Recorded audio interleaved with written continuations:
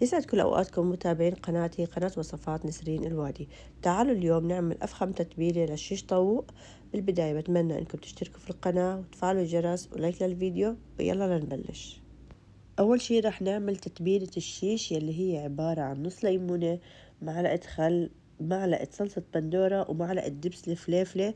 بس دبس الفليفلة اختياري، يعني يلي مو متوفر عنده ممكن يستغنى عنها.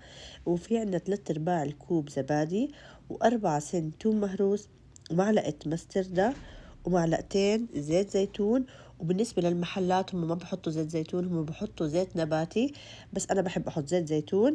وبالنسبة للبهارات هم ملح، فلفل أسود، بهار شيش، بابريكا، وهيل مطحون.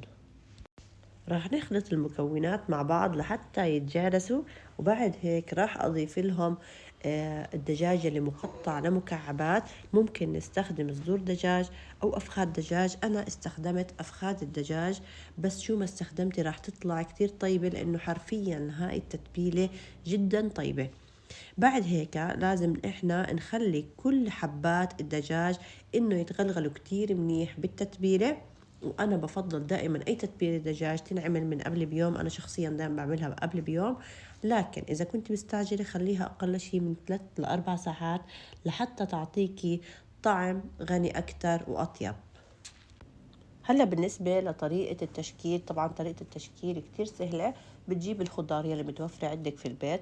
أنا هون استخدمت بصل، بندورة، فليفلة خضراء، وفليفلة ألوان اللي هم أحمر وأصفر وأورنج. وممكن تستخدمي كمان بندورة شيري. طبعا أي خضار عندك إياها ممكن تستخدميها بتحبيها. طريقة التشكيل كتير سهلة، يعني أنت بتحطي على ذوقك اللي بدك إياه. وممكن كمان انك اذا ما عندك خضار ممكن تصفطي الشيش بدون اي خضار كمان.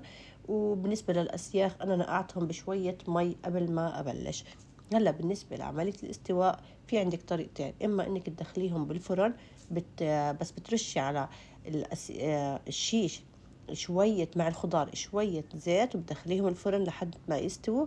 أو عن طريق الجريل على الغاز، بس بتحطي على الجريل برضو شوية زيت، وبتحطي الأسياخ الشيش عليهم. كل ما يستوي جهة معك وتتحمر بنقلبها للشقة الثانية.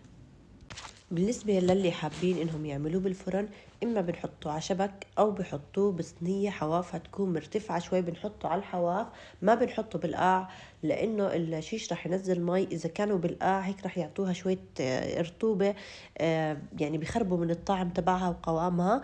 أما بالنسبة للي حابين يحطوه على الجريل زي ما أنا هون استخدمت، أو على أي مقلاي، لازم أول شي نحمي الطاسة تبعتنا كتير منيح أو الجريل. وبعد هيك راح احط عليه الشيش. ولما احط الشيش بوطي الحرارة وبخليها. بعد هيك طبعا لازم اغطيها لحتى تستوي معانا من كل الجهات، واضلني اقلبهم لحتى تستوي بنفس الوقت يتحمر معانا الشيش. بنوطيها لحرارة متوسطة تقريبا، ولازم نتأكد انه حجم الاسياخ مناسب لحجم الصاجة يلي احنا مستخدمينها. وممكن كمان انه نفحمهم بعد ما نخلص لحتى نحس انهم مثل يلي طالعين من على الفحم. وهيك بالنتيجة النهائية شوفوا لي ما شاء الله تبارك الرحمن على هاللون ما أحلى. وبصراحة الريحة والطعم سوبر يمي. أنا ما رح أحكي كتير، بتمنى إنكم تجربوا الوصفة لحتى تشوفوا قد إيه هاي التتبيلة زاكية صدقا. إذا جربتوها ما رح تعتمدوا غيرها من تتبيلات للشيش طاووق، طعمها جدا بفرق.